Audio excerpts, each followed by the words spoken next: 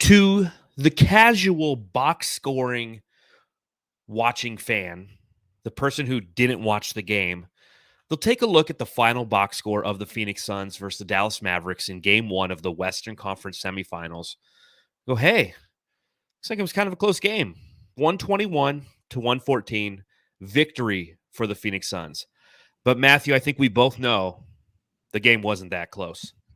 It was not. The Suns stick to their game plan of, defense, the mid-range, threes when they need them, and they went out. They didn't give in to the Mavericks really, taking over from three at certain points in the game. They just stuck to what they know best, and that always gets them the victory. So kudos to them. Even at times when it was scary, they stuck to it, which was what they did all season long, and it's back, right? Last series, we're like, where's the old Suns? And this is them. There they are. This is your Phoenix Suns. I think we can both agree, best game that we've played thus far in the playoffs, correct? Oh, yeah. This was like the regular season game. This is not even like a playoff game, it felt like. It was nice to have a game in which you could sit back and not live and die with every possession. The Phoenix Suns jumped out to an early 35-25 lead on the Dallas Mavericks after the first quarter, and from then on, they didn't look back. Now, granted, those numbers were flipped in the fourth. The Mavericks scored 35 and the Suns scored 25. Yeah. But that being said, the Suns entered the fourth quarter with a 17-point lead. So outside of a few missed layups in the fourth quarter, there wasn't a lot of negative things to see in this game. So plenty to talk about on this edition of the Suns Jam Session podcast. We thank you for joining us, whether you're watching along live currently on Facebook, YouTube, or Twitter, or if you're watching this later on YouTube or listening to the podcast wherever you get your podcast. Thank you for spending some time with not only myself at Darth Void on Twitter. My name is John, but Matthew Lissy, who on Twitter is at Matthew Lissy, and he's Matthew. That's John and Matthew. Jam. That's me. See what we did there? That's John you. And Matthew. The creativity just oozing. But a really fun game to watch tonight. And I think it's going to be a chugging with the sickos kind of night, Matthew. Yeah, let's bring them out. Let's do this. You got a Bud Light? Who knows what's in this cup? I'm never going to tell you, all right? Okay. Vodka and lime in that cup, right? Sure. Let's go with that. Jam says chugging with the sickos tonight. Another victory for the Phoenix Suns.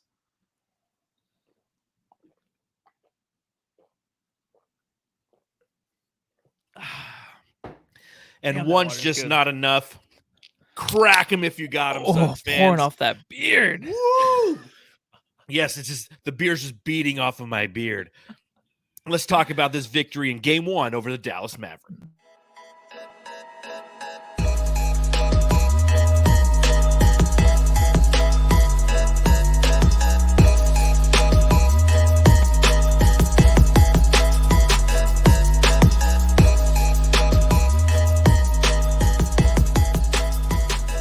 (121-114). Game 1 goes to your Phoenix Suns, their 10th consecutive victory over the Dallas Mavericks. And it brings me to my first question. Matthew, I got to ask. Matthew, I got to ask, as Libertarian Sasquatch gave us $9.99 in the super chat. Thank you, Libertarian Sasquatch. Watching the Suns out-rebound a team was orgasmic. I got to ask you, Matthew, how nice was it to watch a game in which the Phoenix Suns out-rebounded their opponent and didn't have to crash the glass on every defensive possession? It was insane. I didn't know I could have an orgasm without an erection. Oh, wait, I had a couple erections tonight. Those tipped balls, seriously, back out to the three-point line. No matter how bad it looked for the Suns in the fourth quarter, they kept grabbing the offensive rebound, those tip outs, McGee, we'll get into later, the play of the series already. But he's in there. He's a big body, can be liable defensively with the three-point shooting that the Mavericks do have. But those tip outs are huge because we can do this against this team. I mean, Ayton I don't think he got 10 rebounds this game, but it was just a team rebounding effort. It was something that we knew the Suns would have an advantage with, and they took advantage of it all game long. Yeah, you look at the final numbers, and the Phoenix Suns out-rebounded the Dallas Mavericks 51-36. And we'll talk about adjustments at the back end of this podcast, but I guarantee you that'll be one adjustment that the Mavericks make is focus on rebounding more, especially considering the Phoenix Suns had 13 offensive rebounds. It's a flipped narrative from the New Orleans Pelicans series, where we have the ability to team rebound, to get out in transition, and to just run our offense, because we knew that coming into this game and this series against the Mavericks, that they are the slowest team in the NBA relative to pace. They're a team that does not like to get out and run. They want to half court you to death, kind of like the Phoenix Suns like to do at times. In this series, you're going to have those opportunities to put those fast break spurts on them, and you don't have to have 4 of your guys back to try to grab a rebound, because that will negate that. Deandre Ayton can do what he's doing. Like you said, the team rebounding of this team is going to be paramount in this series, and it was again tonight. Again, 51-36, the first time this entire postseason run that we've actually out-rebounded the opposition. The guy who grabbed the most rebounds for the Suns tonight, Devin Booker, 9. You have Crowder with 8, Bridges with 7, Ayton with 8, Chris Paul with 5, and then the bench chipping in as well, with Cam Johnson grabbing 5, 3 from both Payne and JaVale McGee, 2 from Landry Shamet, 1 from Torrey Craig in the 1 minute the 3 minutes that he played. So again, the definition of team rebounding, that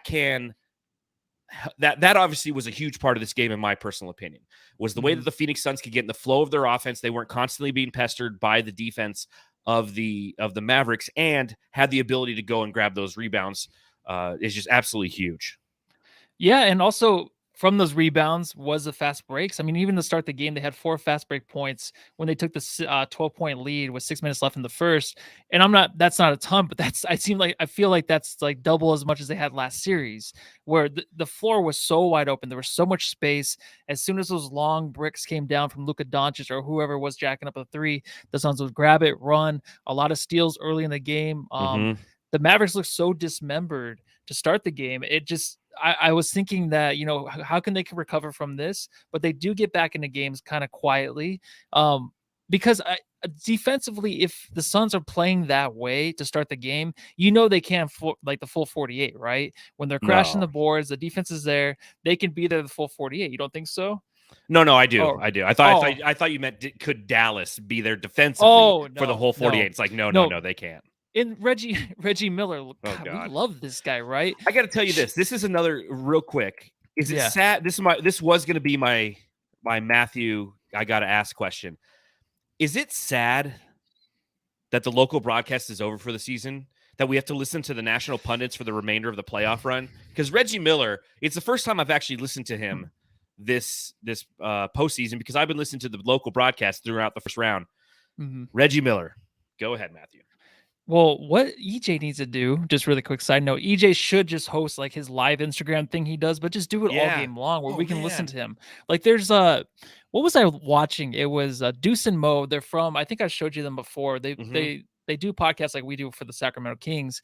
And I actually listen to them when they're doing watch parties. It's just way better. So EJ should do something like that. But Reggie Miller was saying, hey, Jason Kidd, show your team this fourth quarter, and maybe you can make some adjustments, show how hard they played. But the Suns did let off the gas a little bit, so you can't look too far into that because the Mavericks were playing good defense. But that's the thing. Dallas doesn't do it all game long like the Suns. Suns might struggle offensively, but the defensive effort was going to be there all series long, all game long in this whole series. So that's something the Suns always will have over the Mavericks. The Mavericks will get up. If they start making their threes, then they'll get into it. But the Suns just get into it from the start to finish. Yeah, and I think that that's going to be an advantage that we see throughout this entire series. And again, we're going to be watching the adjustments that are going to be made.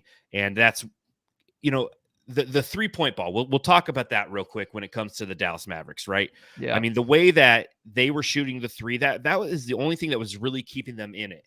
When we were talking at our Twitter halftime space, again, follow us on Twitter at Suns Jam. We go live at halftime and we kind of talk about what we see. The sheer fact that Luka Doncic had 26 points at half and Maxi Kleber had 16, and everybody else was pretty much a 0. And the reason for that is the Phoenix Suns pretty much said, hey, you know what? We're going to let Luka shoot. We're going to make him work for his shots. We're going to make him shoot. We're not going to necessarily let him pass and get guys open. the only guy who did have an opportunity to do that on the weak side was Maxi Kleber, who was living in the corner and just stroking the three ball. But you could start to see how it tired out Luka throughout this game. And I think it was a solid strategy. It's a solid game one strategy, in my opinion. Is it sustainable for an entire series? I don't know. But I think it was a solid game one strategy. Strategies like, listen, go ahead, let Luka Doncic take 30 shots in this game, which he abided. He was 15 of 30. He had 10 total rebounds, 12 total assists, and 45 points. 45, 12, and 10 for Luka Doncic. And they lose by 7, and we know that it was not even that close. And he looked fucking dog tired by that fourth quarter, didn't he? Yeah, he looked really tired, and he didn't even drive as much as he usually does. The reason I think from the start he had such a hard time in the lane trying to find anybody. The Suns were there tipping the ball anytime it was when.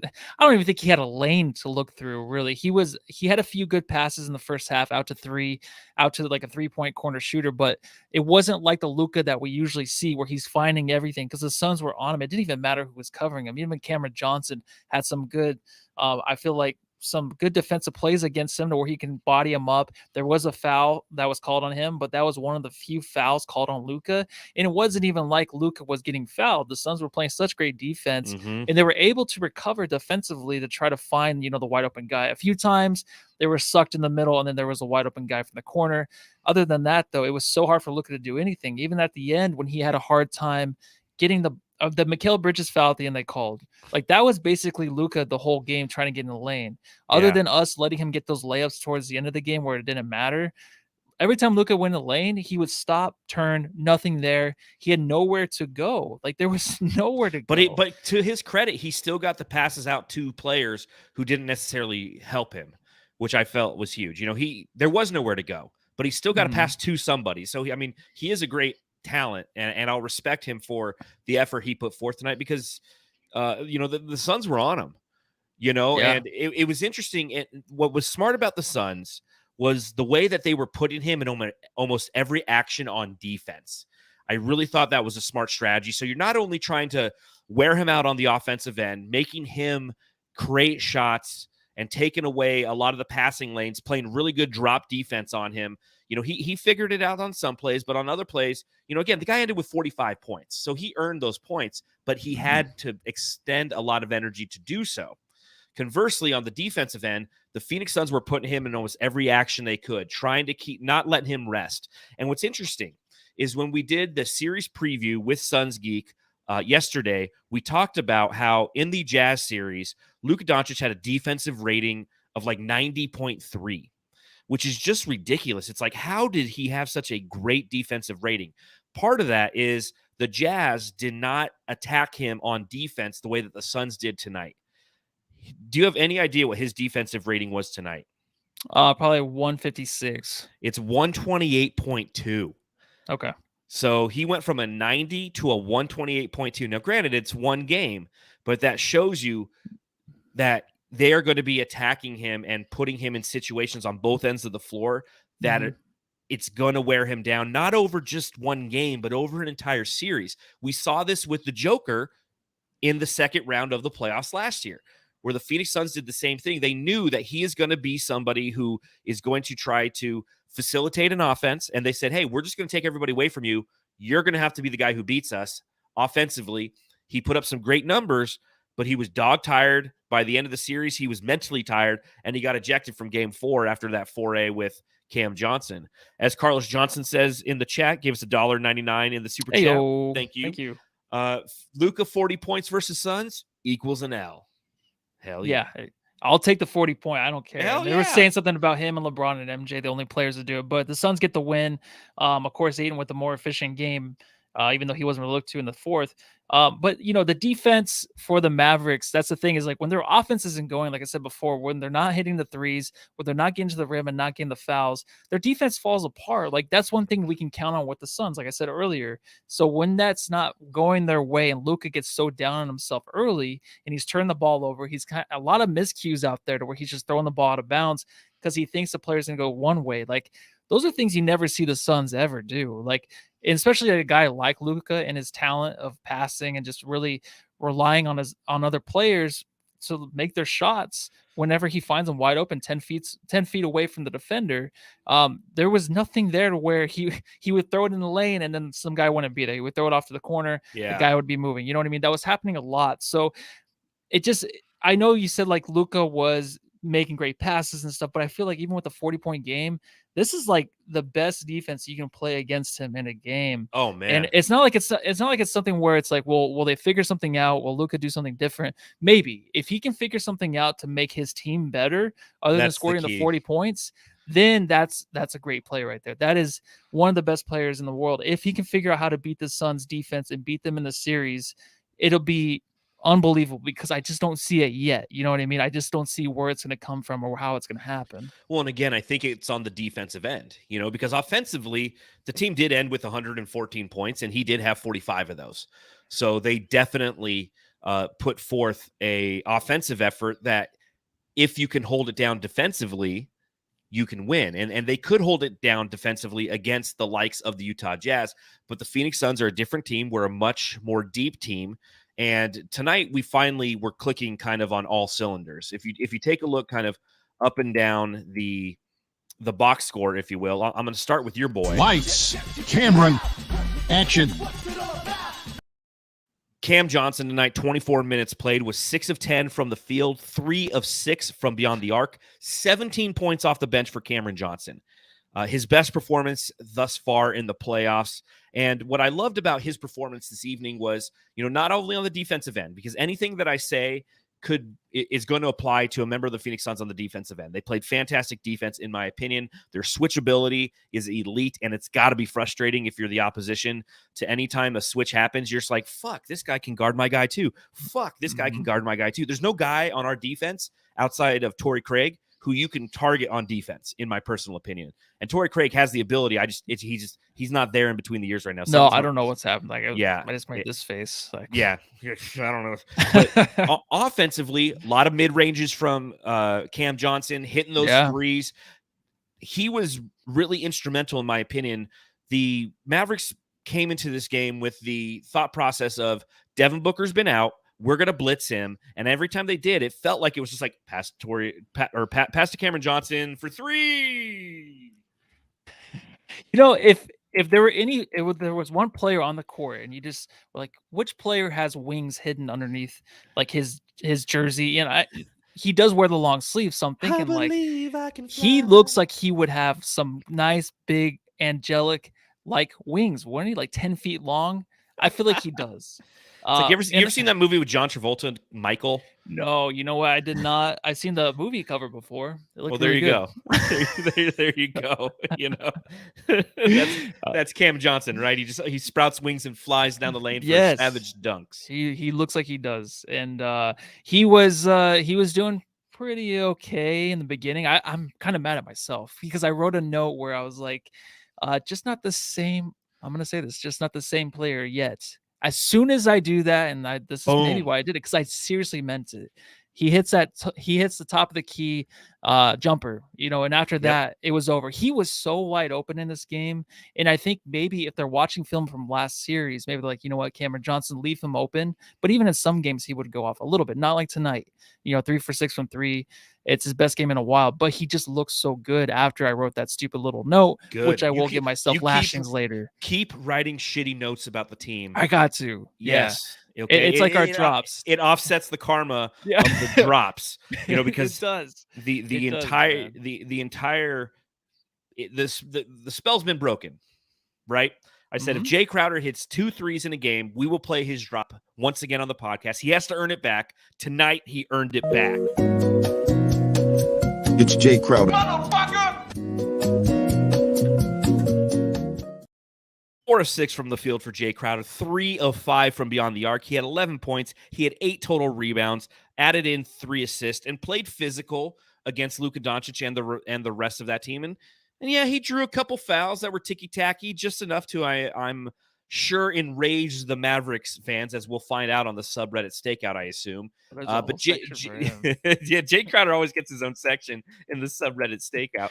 But, I mean, it was great to see him engaged again and just hitting threes again. I mean, we needed that. Started right off from the bat. And, again, those role players are what we've been waiting to come around, and tonight was the night where they finally came around. Yeah, he led the way, and it started right in the beginning. What was he? He had 2 threes in a row, right? So he had 8 points. 8 points. Yes. So if I add that right, he had a nice little floater. You always love it when Jay can make a guy miss, and that just shows you the lateral defense that this Mavericks has, which it's not really there. A lot of these guys can take that's these true. Mavericks off the dribble. The ISO ball really works, and he had that floater. I feel like every time he has a good game, he has some of those nice plays, and he hit a lot of threes, but also just the way he can get underneath their skin. And it's not even that much, because I feel like this Mavericks team, even though we love to hate on Luka from complaining, I didn't see too much complaining tonight. It seemed like I saw a ton from Luka at the beginning of the game. Maybe it wasn't as almost much as every normal drive. He was looking to the ref and doing they slapped me on. But the it wrist wasn't kind like of thing. like he wasn't getting down and dirty with it. Like it wasn't like anything the Luka. Pelicans were doing. Yeah, and Jay can be that guy to set him off, and he kind of was. In the beginning of the game, I was kind of like, even with Booker's taunt, I'm like, dude, it's the first quarter. Like, that's the one thing that got me kind of annoyed. Yeah, I'm like, just the taunting and all this stuff, lay off a little bit, just a little bit. But Jay kept it kind of even keel throughout the whole game, and he had that really nice block on Luka too. When you were talking about how any player can really guard him, even when you're saying Jay can stay on him and block his shot, that just shows like, Luka can't get the ball up in the paint. I mean, he did late in the game when we let him go to the rim, but it's so difficult for him to get his shot over anybody, including Jae Crowder. And it's good to have him back. It is good to have Crowder back. It's good to have the drop back. I don't even care about Crowder as much as I do love that drop. Well, what are your thoughts? He hit a lot of really good jumpers, 3-pointers. What'd you think about when Luka ran his dick into Jay Shin? Oh, the flagrant one on Jay. You know Jay. What? That was kind of like when he passed out. I just think he was flailing because he didn't have a good shot. And he was about to he was moving over to pass it, so his leg flew that way. That's what I thought. And of course, biased a little bit. But if I was a Mavericks fan, we'll find out later, toss his ass out. I don't think it was that bad. Flagrant one's fine. I can take that. I think a flagrant one's appropriate. I still think that it's kind of part of the game, if you will. He's like you said, he jumped up to put up a jumper, and then at the last minute he realized that Luka's going to have good defense, so he went to pass. And when you do that, like if you jump up and try to move to your right, throwing a ball, you're going to kick your leg out automatically. Yeah, now, granted, exactly. It's the little nuances of the game. Jay's a pro at doing those kind of things. He's probably trying to draw a foul. It just happened to hit the wiener of Luka Doncic. So again, proud to see him back. Proud to give him his drop. Speaking of big dicks. Big Dick Booker.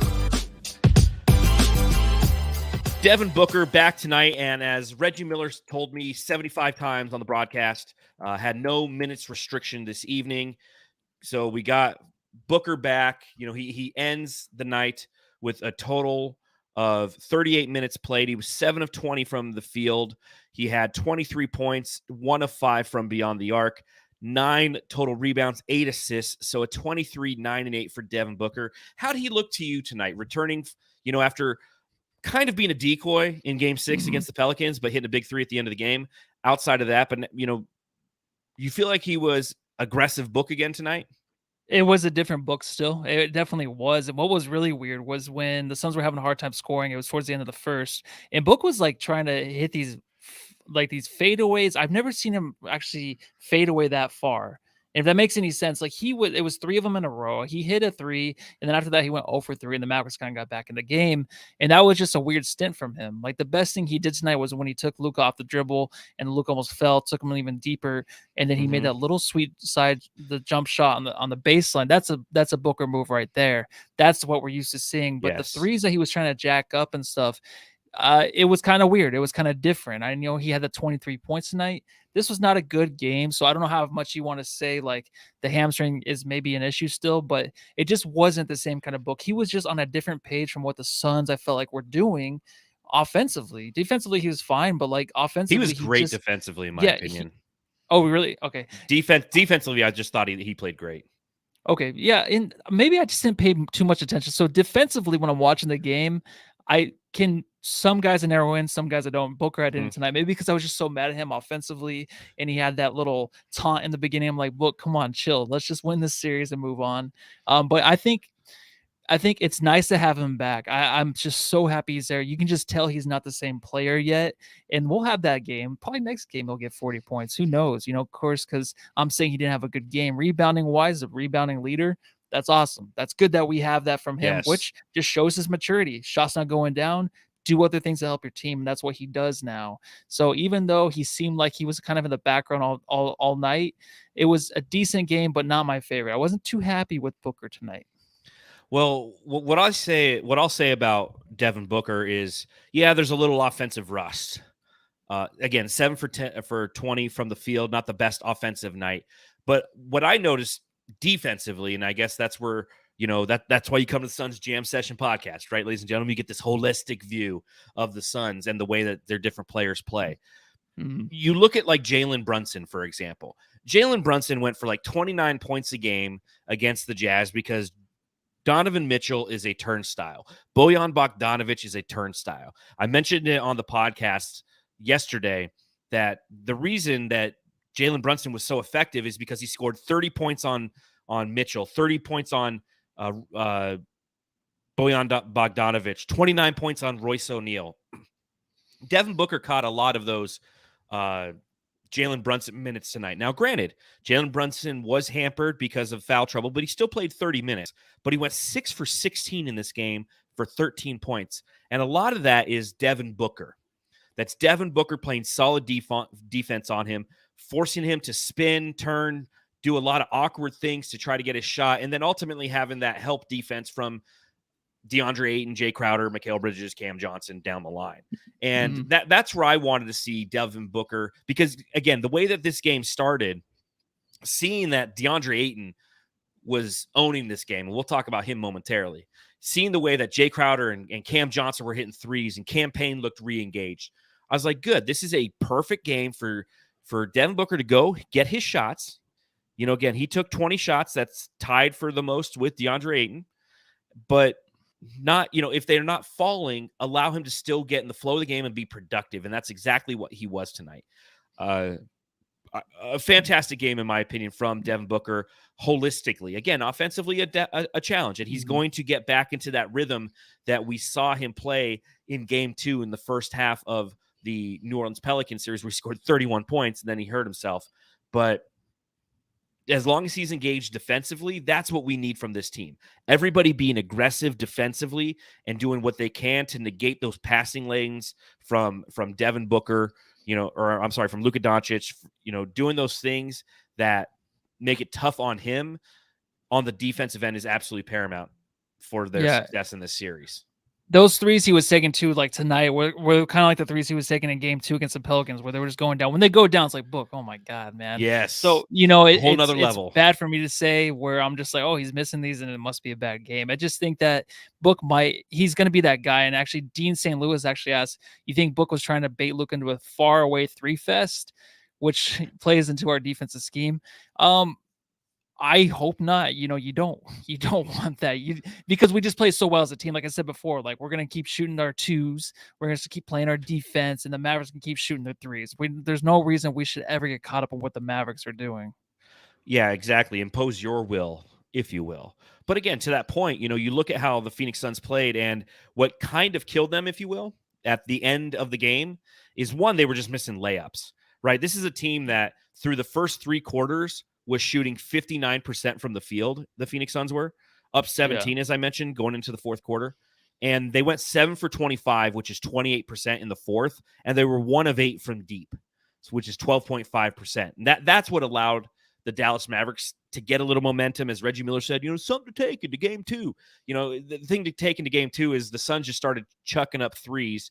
The 8 total threes that they shot isn't really characteristic of the way that they're going to play basketball for the remainder of this series.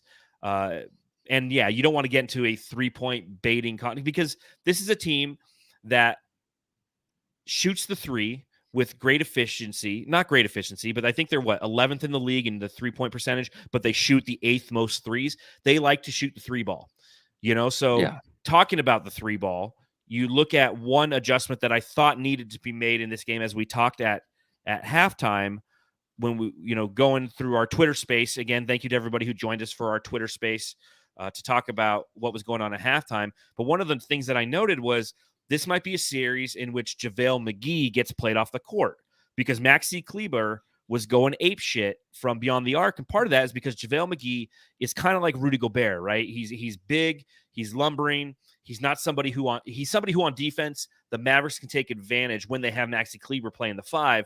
But JaVale McGee had other plans for us. Double O McGee.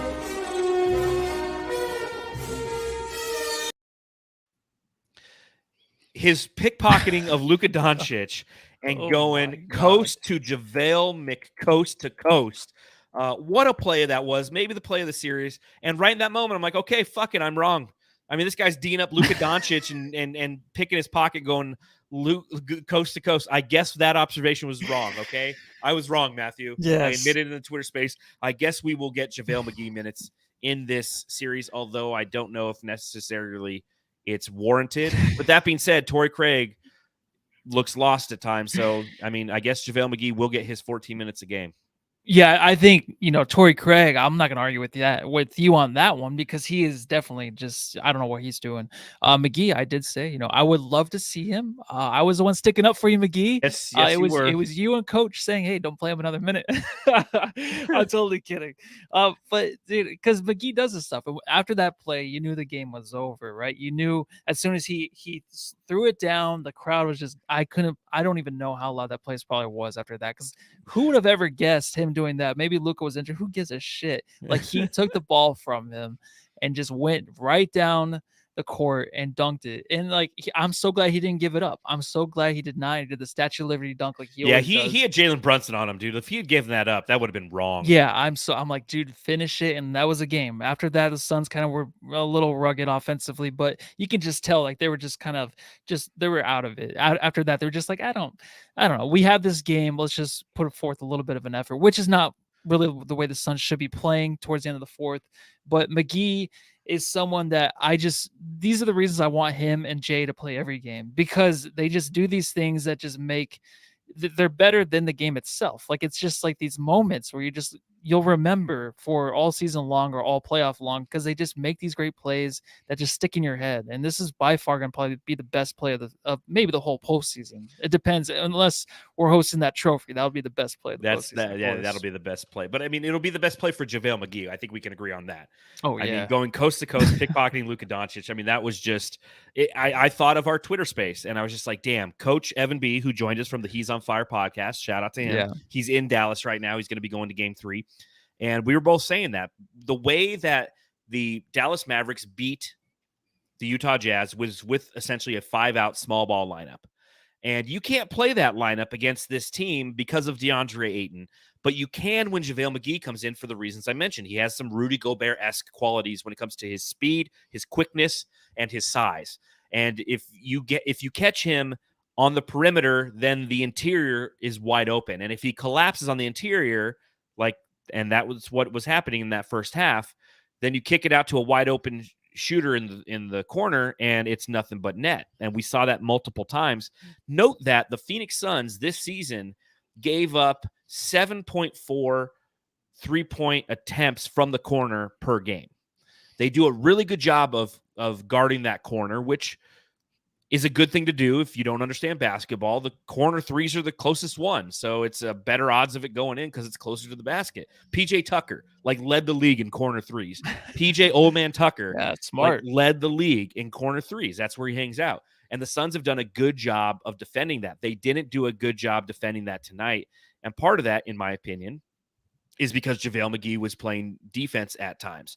That being said, stay in as long as you want, JaVale, after that play. Unless you're getting completely burned out there, I don't care, man. I thought it was just a fantastic play. And that's what I was saying. I'm like, unless it gets so bad, like you have to bring him out, like help McGee out. Someone else help him out because we want him to play his minutes. We don't want him to sit because we're playing the Mavericks. Like McGee is such a vital point in this whole season. Like he's been that guy that we can always go to in games where DeAndre wasn't having a good night, or if we just need that energy off the bench. So yeah. I want that. I don't want him to sit out a whole series and come back next series. But that's the beauty of this team is they could ask him to have fewer minutes in this series because of the way that the Mavericks play defense, and then utilize him in the next series. If we're playing Memphis in the next series and they have Steven Adams, and they have a little bit more length in their backcourt, then he becomes valuable. If we're playing the Warriors, he might not be as valuable. But if you go on and you play the finals and you have to play a team like the Boston Celtics, a team like the Milwaukee Bucks, that length comes in. So the versatility of this team is going to be its strength long run. And you want to keep him as engaged as possible, but he lacks the skill set long term, I think. And again, we'll see what happens. It wasn't horrible minutes for JaVale McGee. As I mentioned, he played 14 minutes tonight. He was 2 of 3 from the field. He was only a -2 when he was on the court in the plus minus. He had 3 rebounds, so it wasn't a spectacular game. He had a spectacular play, but it'll be interesting to see how those minutes are allocated moving forward. One thing is for sure, as is these kinds of series, when you play small ball kind of lineups, that's where Deandre Ayton feasts.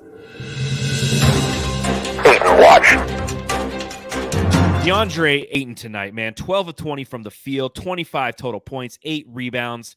My only complaint, as per usual, is of those 25 points, he had 25 of them through the first 3 quarters. He had 0 points in the fourth. I mean, DA should have had 10 points in the fourth, but again, the team was so far up. They started falling in love with the 3-ball and the jump shots and weren't finishing correctly at the rim. But DA continues to be playoff DA and just unbelievably unstoppable. And you're going to see him come to life in this series. And this is the series where he's going to just feast, in my opinion, because who do they have to stop him? You can't stop DA, can you? No, he can only stop himself. Yeah, exactly. And he was a little disengaged in the fourth, like the rest of the team. But other than that, he never got another attempt in a closer game, which I love the way the Suns kept feeding him all game long until the fourth. But in a closer game, like you got to keep doing it all game long. Because if you go away from him, I feel like the Suns just always have a hard time going back to him. If it's minutes played where they just haven't gone to him and they're missing shots, like they don't go back to him. And Chris Paul even had the mismatch. They saw the mismatch towards the end of the game. I think it was fourth quarter, whatever. And whatever. Good. Whatever. And who cares? So Ayton had a mismatch with Brunson, but Chris Paul just kind of just was like, I don't know. But that's what I don't want to see. So keep going to him because he's going to be unstoppable. The only thing is, like, he was kind of disengaged. A lot of the times when Luka would go into the paint, his help defense is really good, but sometimes he would kind of just stand there and, like, man up his own guy. I don't know. It was kind of weird at sometimes, but I'm not going to be negative about him because he was awesome. He was exactly what we thought he would be in this game for the first 3 quarters. 20 shot attempts is that's so much, right? Yeah, for that's DA, great. That's a lot. And like I was asking for more towards the end of the game just to close it out. But 20 shot attempts is perfect. His perimeter defense, though, man, like the first quarter when these guys, Brunson, whoever, these smaller guards, try to pull him out, switch, you think it's going to go great, right? No, DA, I love that. I want them to do it more because he can stay with guys. He can stay with all of them. McHale. Like he can stay with them the whole time. Of course, maybe some help when it goes in the lane, when they go into the lane. But other than that, DA is such a good perimeter defensive guy. And I think the Mavericks know that. I don't think they were trying to pull the switches out, but it just seemed like it was happening over and over again. And he was there. He was the man that, they wanted to make sure that they would get those switches or they wouldn't. Like, I don't know what they were trying to plan there because a lot of teams don't do that. I haven't seen it that much, but I just know that DA for sure is like excited in those moments. You can see that his body, he gets so amped up in those moments. He looks like he's not Mikal Bridges, but he looks like him out there on the floor where he just gets pumped up and he's just ready to guard these guys and rebounding just maybe a little bit more there. But other than that, man, great game. Just like the series started, this game, like the way we kind of thought it would go, it went the same way for DA. So he'll keep doing this and he'll keep getting those shot attempts, I feel like, the rest of the series. And there's no reason why he should not. Oh, yeah. I mean, Maxi Kleber, Dwight Powell, they can't guard him. And I think that, game one is a feel-out game, right? So the Mavericks were trying to have Jalen Brunson pull him out in switches, Luka Doncic, and Spencer Dinwiddie, who had a really just unbelievably quiet game in this one. He was 3 for 8 in 30 minutes and at 8 points. But they kept trying to pull DA out just to see what they could do. And to your point, his lateral quickness and his shot deterrence is so elite that they're like, oh shit, this ain't Rudy Gobert. I can't just fly by this guy with my quickness, and Rudy has to rely on his length to try to make up because DA can stay right there with them. Ben Warwick says it in the chat. He says, pay this man his money. Pay him. Pay that man his money. And he'll get it, man. He'll get it in the offseason. That's for damn sure. Black Sunday, $5 in the super chat. We truly appreciate that. Says Ayton is being dragged out to the paint and Luka is driving and dunking in those last minutes. What can we do to fix that? DA just has to stay engaged. At that point of the game, we were up 15 points with like 3 minutes to go. Yeah, he didn't care. He was no longer in lockdown DA mode. So appreciate the question, Black Sunday, but I'm truly not worried about those minutes for DA defensively. I think that, he's locked in, and we'll continue to see the Mavericks try to find ways to try to take advantage of him defensively, and it's going to be hard to do. It is. And, pulling him out there, and then he kind of let Luka go by a couple times. It sucks to say. It's like maybe he didn't care because the game was kind of over, but I don't want that to be the thing because it's still I don't want really it to be close. either, but again, you know it's what the I mean? human nature side of it. The rest of his team was acting the same way. Again, they're chucking up threes, they're missing layups, they're not as locked in as they're going to be. Exactly. Yeah. And that's just human nature. So maybe as Reggie Miller said on the on the broadcast, he's like, well, this is the thing that they can take with them into game 2 is to play with this kind of defensive intensity. It's like, if that's what they're going to take into game 2, great. Because the Phoenix Suns know that they weren't locked in and as intense as they should have been in that fourth quarter. Again, they shot like 26% from the field. Yeah. So they weren't nearly as locked in. So kind of across the board, I don't think I was walking around a little bit too. I was like, is this thing going to end? Like what the Phoenix Suns do in games where they're up, and we saw this against the Pelicans last series. It's like they just give up layups. Yeah, they just give up layups. There's no like trying to pester them full court or try to bleed like 5 seconds off the clock. They're just like, and come take a layup. We'll take our free throws. Let's pat some stats here. They gotta start doing that shit. Yeah, they got to. I'm kind of over that.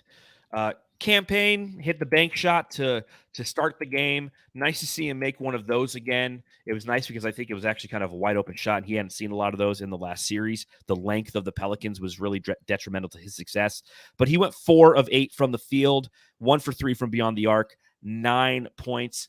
You were talking about it a little bit at halftime on our Twitter space about Cameron Payne. Tell me what you're talking about then, and what did you see for the remainder of the game relative to Cameron Payne?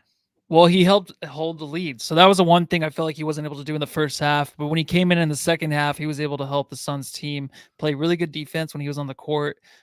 He kept the lead, man. He just made simple things happen. And that's what he does when he slows down, right? There's something to say about, him going forward after this game where he's separating himself from guys like Shamit and guys like after my voice crack, like Shamit and who's the other, Torrey Craig, where he's getting back into the rotation of where we're not looking at all these little comments and we're seeing like his ass chewed out because he's back into the groove. I think with this team, he's getting into it. He can be better for sure, but he's not going to be a reliability going into next series. And I don't want to say that, but I'm just saying, like, I want these guys to kind of just get as much confidence as they can in themselves before we go to the next series and play the Warriors. But of course, you know what I mean? Because they need to have that. Or the Grizzlies. We'll see. Yeah, or the Grizzlies. That's what I meant to say. Yeah, or the Grizzlies too. Because if Shamit can't and if Torrey Craig can't, you can't play these guys in that kind of series. You just can't.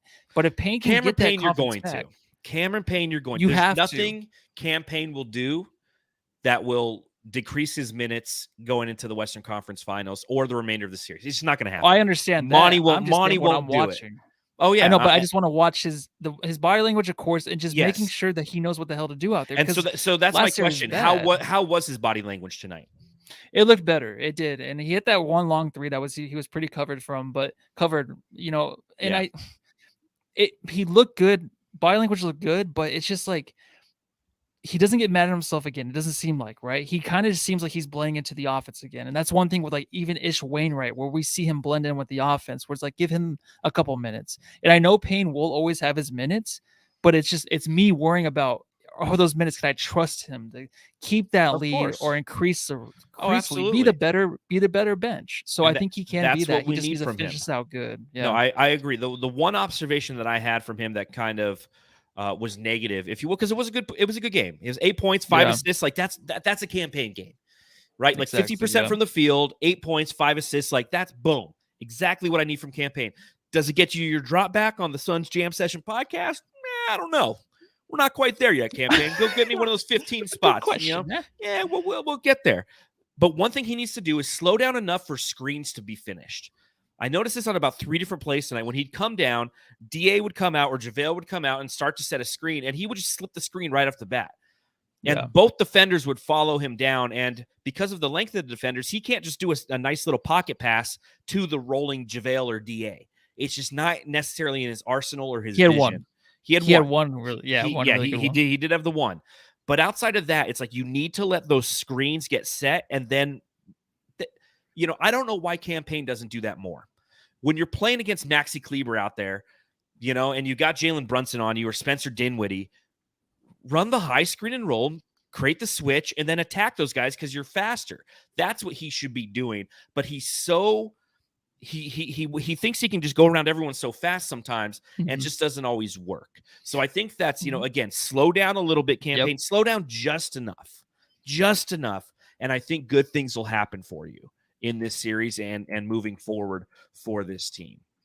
Real quick, Maxi Kleber, what did you think of that fall, man, and how he got up, dude? That was fucking impressive. That reminded me of Joe Johnson, dude. Oh, you're going to let me actually answer that? That was intense, man. It doesn't matter. It does matter, Matthew. Dude, that was crazy. That's just something white men do, I think. They don't know how to fall, or they don't know how to hang on the rim. Because McGee barely even touched him. He didn't even push him or anything. I don't know why that was a foul. There was a lot of fouls in this game that really frustrated me because, again, it was starting to fall a little bit into that danger zone where I feel like one team was being allowed to play physical and the other wasn't. Like, he didn't touch him, or if he did, it was not an aggressive move. He just had his hand on him, just like the Luka Doncic foul normal stuff by Mikal Bridges. They're like, well, his hand was on him. It's like, what? That's not when they call the foul, though. Yeah, exactly. And it's like on the other side, you have Chris Paul getting, Jalen Brunson's coming across his body, swiping at the ball as Chris is going right. He jumps up, he gets swiped, he banks the shot, and they don't call it. And it's like he gets mugged on the play. And I was just like, okay, this is kind of, we're bordering on that. Not both teams are being allowed to play physical right now. No. Which was kind of annoying. So, Matthew, I know you were hanging out tonight in this one place. It was the subreddit for the Mavericks, a new place, because we've been hanging out on the subreddit for the Pelicans for the past, 2 weeks. So Matthew was tasked with tonight's subreddit stakeout. The Suns Jam Session subreddit stakeout. So Matthew had to go and hang out in Mavs subreddit. And I don't know if any of you were there with him, seeing some of the comments that were being said. And yes, Blaze Megatron, the salad stakeout, because everybody knows that Dallas backwards is salad. So Matthew, as you were hanging out on the subreddit for the Dallas Mavericks, tell me some of the comments that they put forth. You're muted. You're muted. I forgot. Hold on. Let me come back. Can you see? No, hold on. For those of you who are listening, Matthew is, on our YouTube channel, he has a green screen behind him for all the cool backgrounds. He actually has a Craig A. Hamill background. So you can go ahead, if you go on Twitter, go to Craig A. Hamill on Twitter, and you can see some of his amazing artwork. You can buy it on Redbubble. And what Matthew has is a green you can't see his face because he's got a green mask on with a green screen, All and it right. just looks This creepy is- as shit. This is as good as it gets. Look, you're in like the forest. It's terrifying. I was trying to be completely headless, but I had to see something. But yeah, to. so I guess I'm a headless and a horse guy or whatever. All right, so tell us what happened on the subreddit for the Dallas Mavericks this evening. So I was hanging out in the first quarter. We were talking about the fouls, and they said every time we play the Suns, they get away with so many hacks, and then we get called for every touch foul. I was kind of worried about that they would say that, but I didn't see a lot of hacks. Did you? I thought the Suns played some really The good Suns defense. always like DA and Mikal Bridges, they swipe a lot, so I can see that. Yeah. I'll allow it. Okay. And then man, give Luka some calls, right?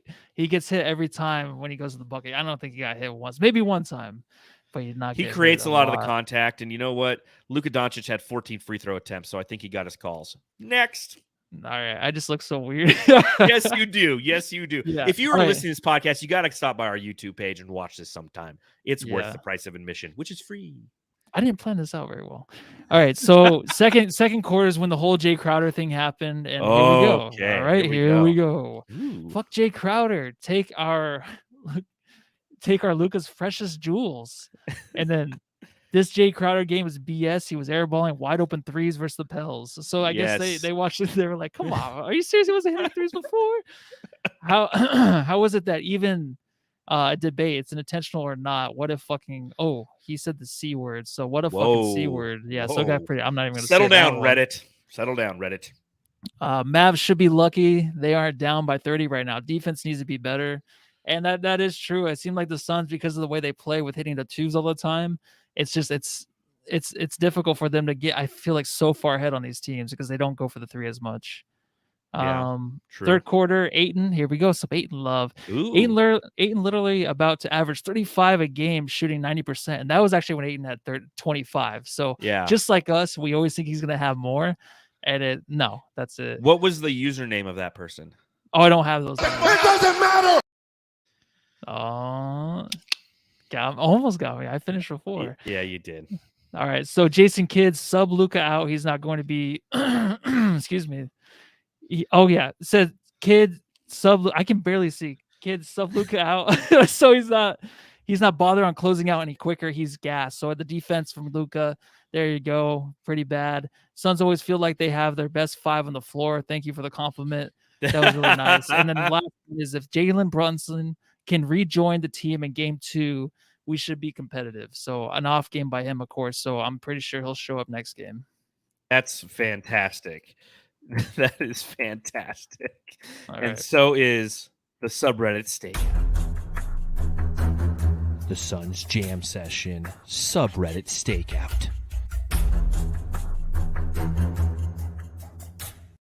There you go, ladies and gentlemen. That's why you show up to the Suns Jam Session podcast, to see things like that. Like, wow. And people are they're calling you the Riddler, crap face, crap face, invincible man, hollow man, Resident Evil. It's great. Resident. Oh man, that was a great segment. Matthew, anything else from your notes before we go ahead and talk about potential game 2 adjustments? No. Excuse myself from all of the throat clearing earlier in that mask. It might have something to do with that, but I think we hit on everything, honestly. Just shout out to Shamit, and hopefully he gets no more minutes. Other than that, I think I'm good, man. Fantastic. Well, let's talk about those game 2 adjustments. I put that question out there onto Twitter. I said, what adjustments will the Mavs make in game 2? And I'm going to read some of those. So again, thank you. If you are following me on Twitter at Darth Voida and you decided to answer this, I'll give you a shout out here. At YouKnowMe's1, Brunson and Dinwiddie need to be involved early in game 2. Brunson was in foul trouble in this game, and Dinwiddie was really kind of shocking, right, Matthew? Like, his production was non-existent after being such a vital part of who this team has been since he was traded with 23 games left in the regular season. Is there anything that you saw the Phoenix Suns do to negate Spencer Dinwiddie, or was he just kind of, pulling an Andrew Wiggins? He's like, yeah, sometimes I play, sometimes I don't. With Dinwiddie, I thought he'd be someone we really had to look out for. I don't know, because I thought he was really the starter last series, but of course Jalen Brunson was. So I don't know if the switchover really hurt anything there. I think the way the game went when you bring Dinwiddie in, it's not really a game changer, right? He's a guy that can really play well along Luka Doncic, but when the game is just not going the right way for Luka, I feel like everyone just kind of falls apart. So if there's any blame for anybody falling apart, it's on Luka, right? I think I can blame him for everyone else's bad game. Agreed. Agreed twice. And the Jamsters are right. I didn't do the Jam Star of the game. Who the fuck? After 330 episodes, you think I'd get this right? Jam Star of the Game. This is a reminder, Jamsters, to let us know in the chat who your Jam Star of the Game is. Unless you're listening to this later or watching this later, go ahead and just say it out loud. Let your dog know. Let the cat know. Let the neighbors know. Who is your Jam Star of the Game, Matthew?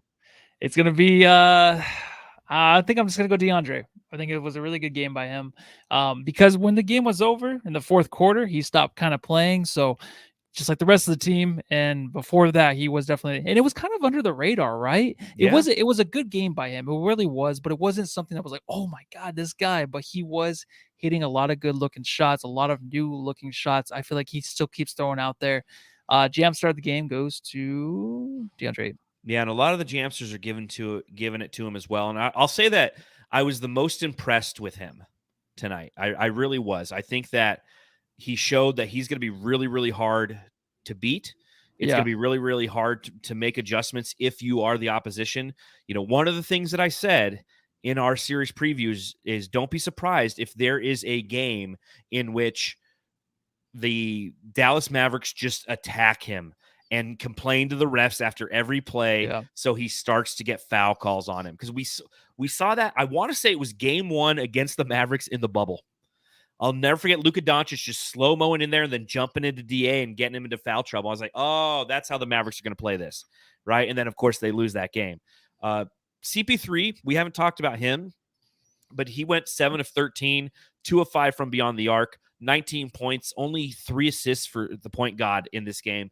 But I don't think that he necessarily had to be as efficient. But I thought it was a solid performance from CP3 as well. Yeah, and he just get the ball across the line.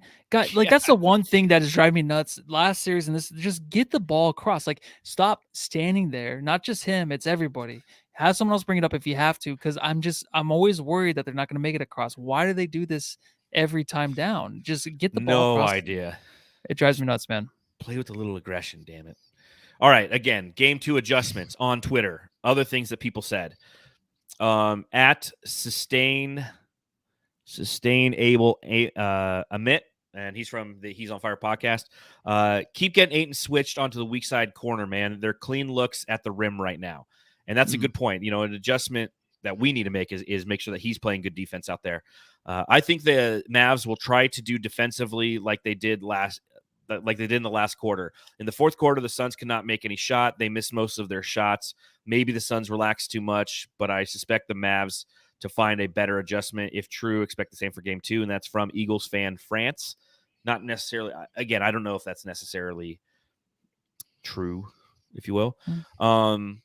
At Sun Brero 602, they can make all the adjustments and still won't match up for them, honestly. Luka is tired and almost re-injured himself tonight, which is true. He was limping a lot.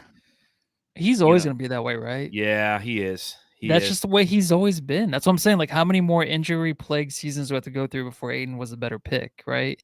I mean, he's going to get hurt probably in a series down the line. If it's not this one, and just not be able to play to his 100% level that he needs to be at for them to win. But how many times is this going to happen with this dude? Yeah, I tell you, it's just, I think a big part of it, and here, let me pull this up real quick. I just want to see, let's see, one game usage rate. He had a 40.8% usage rate tonight. Yeah. That's fucking ridiculous. 40% of the time that they had the ball, it was in Luka's hands. What is he, like 34 or something over the regular season? Yeah, though? over the regular season. Yeah, it's high. Yeah. Let's see. Let's that look sucks, at regular season. Can you imagine being a Mavericks fan? Like, this is it. So we have to watch this guy do the step. Like, I say that all the time, but like, that's so depressing. Yeah, it's got to be tough. It's got to be tough. A couple other adjustments that people threw out there on the Twitter. At Bob and Mild said, get COVID and have an excuse not to play. Making Luka pass from at Jay Joyce from the He's on Fire podcast. Reggie just said, show them the last 6 to 8 minutes of the fourth from at Suns fella. Again, what adjustments do you see, Matthew? Because I honestly think that the primary adjustment that they're going to do, if I'm a Mavs fan and I watch that game tonight, I go rebounding. We have the wings. This isn't a huge team. Well, one thing that Reggie Miller said in this game that I just didn't understand, he's like, well, the Suns like to play big. It's like, no, we don't. Jae Crowder's our 4. He said a lot 6'6". Yeah, he said Booker was an underrated scorer. Or yeah, something. It's like, I was like, what? Like, excuse me. Come but again, Reggie.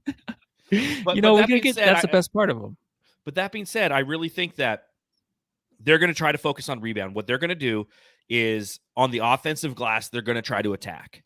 Because if they go and they watch the series against the New Orleans Pelicans, they'll see that that's successful. That is what makes the Suns look old at times, is when they're tired because they have to spend so much energy trying to just get a fucking defensive rebound. We didn't have that tonight. Yeah. It was easy for us to grab rebounds. So I think that that's going to be their primary modus operandi, if you will, is try to attack the offensive glass.